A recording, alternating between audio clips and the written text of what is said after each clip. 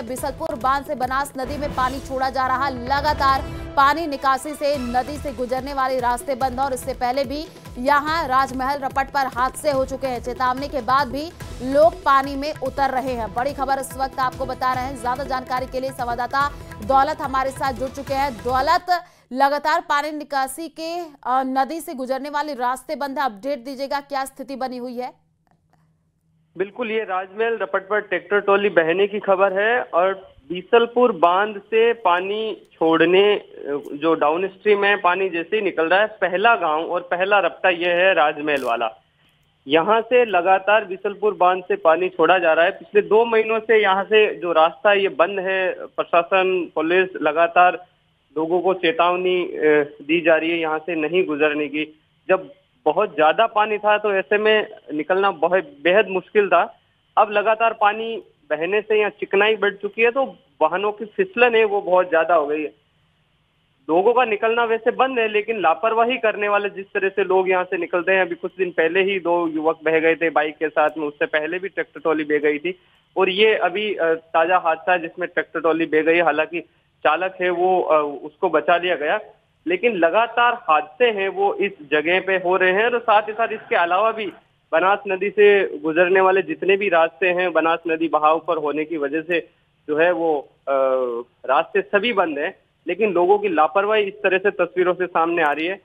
कई लोगों की जान भी जा रही है, लेकिन इस तरह से नुकसान लगातार हो रहा है। जी बिल्कुल, लोग लापरवाही बरत भी रहे हैं, उनको जागरूक होने की जरूरत है। दौलत, आप नजर बना करके रखिए, आगे आपसे अपडेट लेंगे। फिलहाल शुक्रिया तमाम जानकारी साझा करने के लिए।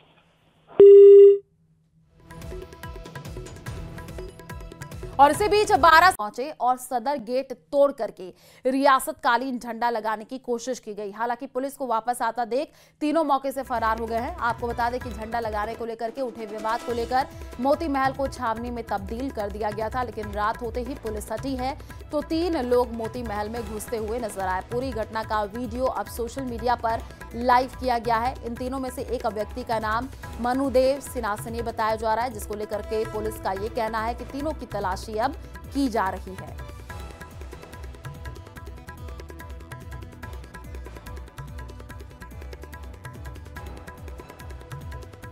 तो महल का गेट तोड़ने का वीडियो आया है। देखिए, रियासती झंडा लगाने की यहां पर कोशिश की गई है। पुलिस के हटते ही यहां पर 3 लोगों की सेंधमारी हुई है। भरतपुर की ये तस्वीर है। आरोपियों ने गाड़ी से महल का जो सदर गेट है उसको तोड़ दिया। चित्तौड़गढ़ में पानी की मांग उठाने पर हुए जानलेवा हमले के मामले ने तूल पकड़ लिया है। पूर्व मुख्यमंत्री अशोक गहलोत इस मुद्दे पर सरकार को घेरने में जुटे हैं। उन्होंने कानून व्यवस्था के मामले में सरकार को फेल बताते हुए बीजेपी विधायक अर्जुन लाल जिगर पर भी सवाल उठाए हैं। देखिए,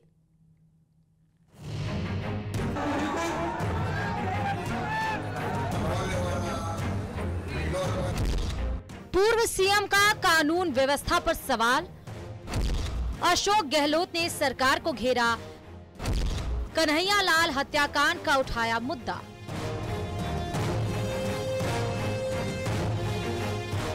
चित्तौड़गढ़ में 20 साल के सूरजमाली पर हुए जानलेवा हमले के मामले में धरना प्रदर्शन जारी है।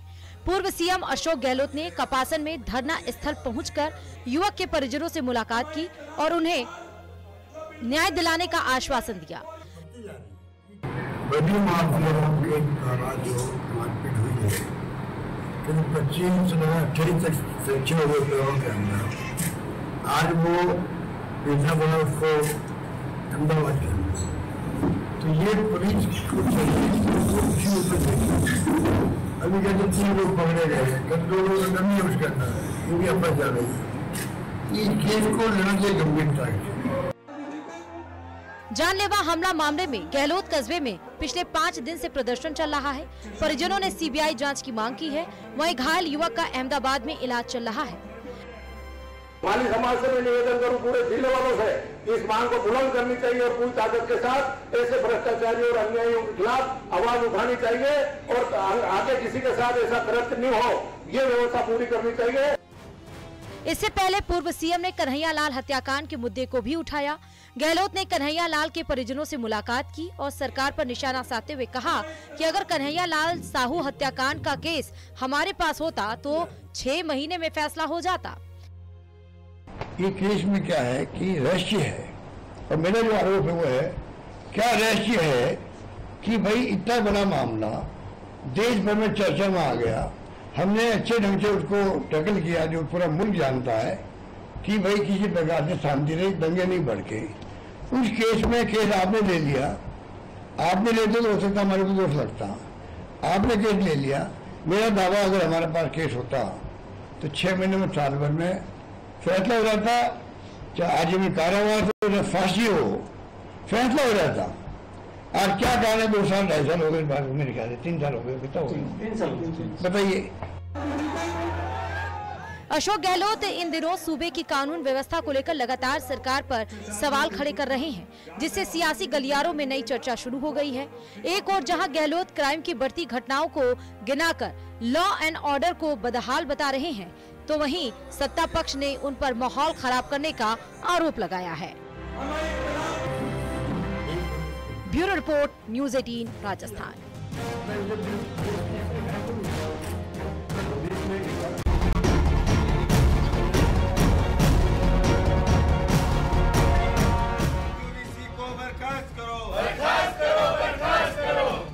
माफी के बाद भी थम नहीं रहा बवाल, MLSU के छात्रों में भारी उबाल, श्राद्ध कर्म कर जताया विरोध।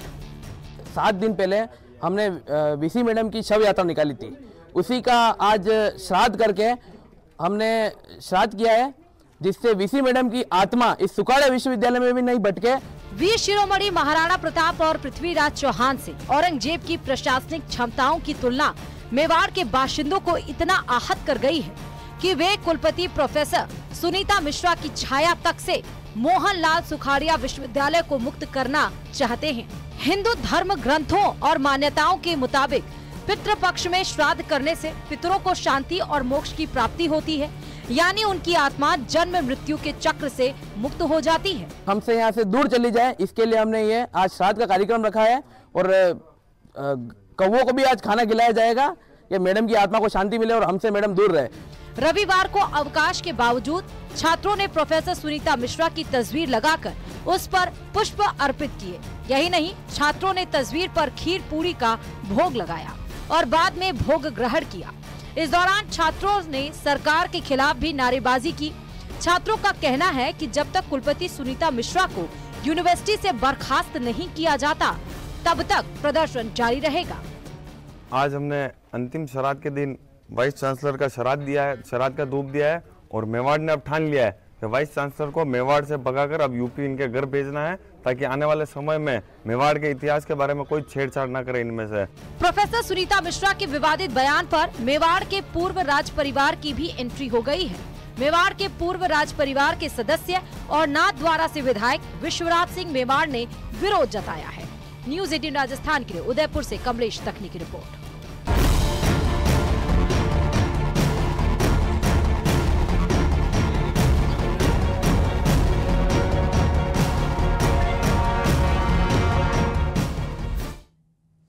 भरतपुर से बड़ी खबर है, जहां निजी बस संचालक यात्रियों की जान के साथ खुलेआम खिलवाड़ किया जा रहा है। ओवरलोडेड बस चलाई जा रही है। आलम यह है कि यात्रियों को बस की छत पर बैठा करके सफर कराया जा रहा है। यातायात नियमों की जम करके धज्जियां उड़ाई जा रही हैं। हैरानी की बात यह है कि ये बस पुलिस थाने और परिवहन विभाग कार्यालय के सामने से होकर के निकल रही है, फिर भी प्रशासन की नजर इन ओवरलोडेड बसों पर नहीं पड़ रही है। तो भरतपुर की ये तस्वीर है, बस की छत पर आप देखिए किस तरीके से बैठ करके लोग सफर कर रहे हैं। यातायात नियमों की धज्जियां उड़ाई जा रही हैं और जान पर भारी कह सकते हैं ये लालच है, क्योंकि कुछ पैसों के लिए किस तरीके से ये बस चालक आप देखिए आम जनता की जान के साथ खिलवाड़ कर रहे हैं। भरतपुर की ये तस्वीर है, बस की छत पर के बैठ करके लोग सफर करने को मजबूर हैं।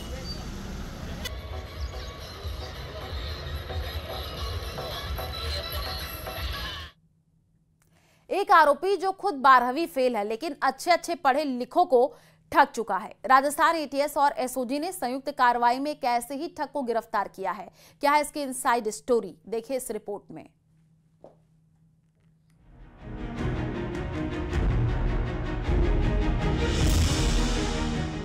12वीं फेल आरोपी ठगों का प्रिंस, करोड़ों की ठगी का बड़ा पर्दाफाश।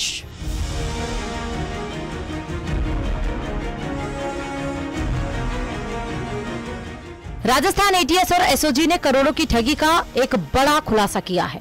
इस ठगी का मास्टरमाइंड 24 साल का एक युवा प्रिंस सैनी है, जिसने धोखाधड़ी का ऐसा जाल बुना कि हजारों लोग उसके शिकार हो गए। एसओजी के आईजी शरद कविराज ने बताया कि 12वीं फेल प्रिंस ने ही ठगी के इस बड़े कारोबार की शुरुआत की थी।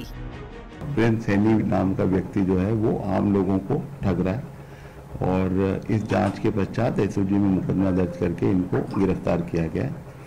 जिसका काम करने का तरीका था वो ये था कि वो लोगों में विश्वास पैदा कर सके। इसके लिए बड़े बड़े आयोजनों में जाना, स्कूलों में जाना, डोनेशन जैसी चीज को सामने भी आई है जो जांच में सारी बात सामने आएगी, और बहुत सारा कैश में काम किया। कोई भी पैसे जो है अकाउंट्स के अंदर नहीं आ रहे थे। पुलिस के मुताबिक इस ठगी में प्रिंस सैनी के अलावा दिनेश बागड़ी और ममता भाटी भी शामिल हैं। इन आरोपियों ने निवेश पर 96% से लेकर 120% तक की ब्याज, कार बाइक पर लकी ड्रॉ और टोकन के दाम 20 गुना बढ़ने का झांसा देकर करोड़ों रुपए ऐंठे। भोले भाले लोगों को बड़े बड़े ख्वाब दिखाकर ठगी को अंजाम दिया।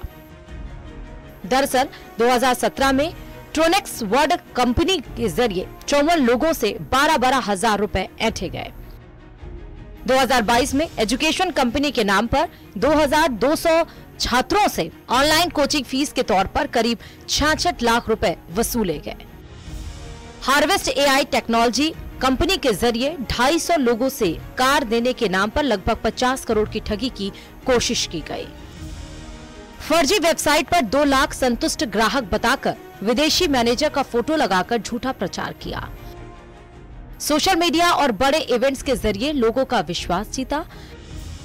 बाइनेंस एक्सचेंज में टोकन लिस्टिंग का झांसा देकर 40 लोगों से 2 से 3 करोड़ रुपए हड़पे।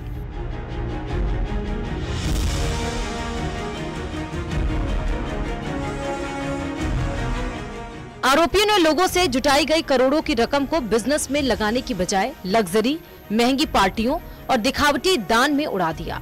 फिलहाल इन सभी के खिलाफ कई धाराओं में मामला दर्ज कर लिया गया है और आगे की जांच जारी है। Bureau report, news 18 Rajasthan.